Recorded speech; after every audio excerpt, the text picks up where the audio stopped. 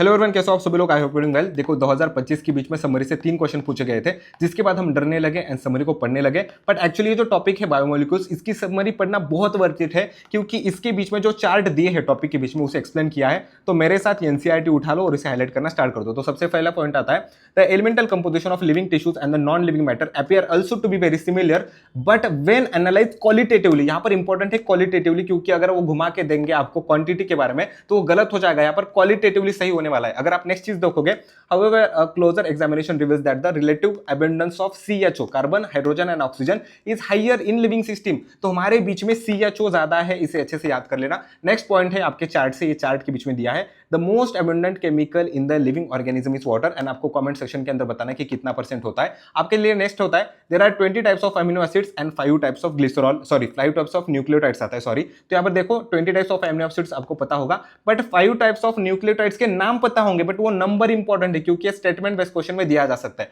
बाद में है fats and oils are glycerides, ये हमें पता था। In which fatty acids are esterified to glycerol, ये एनसीईआरटी के बीच में दिया है, बट स्पेसिफिकली यहां पर भी बहुत अच्छे से मेंशन है क्यों स्टेरिफाइड टू ग्लिसरॉल होता है। अभी ये थोड़ा सा समझने में अगला पॉइंट खराब है।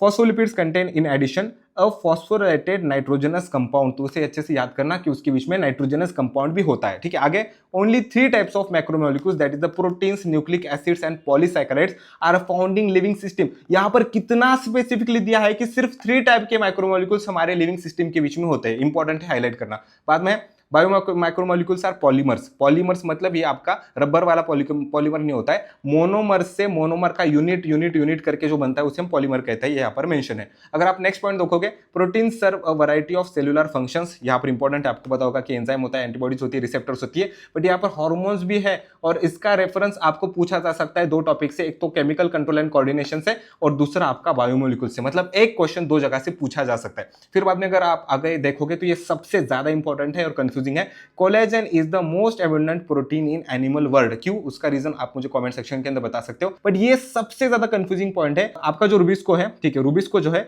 Is most abundant protein in the whole of biosphere. अगर आपको प्रोटीन के बारे में पूछा जाएगा बायोस्फीयर के बीच में तो भी वो रूबिस्को हो जाएगा।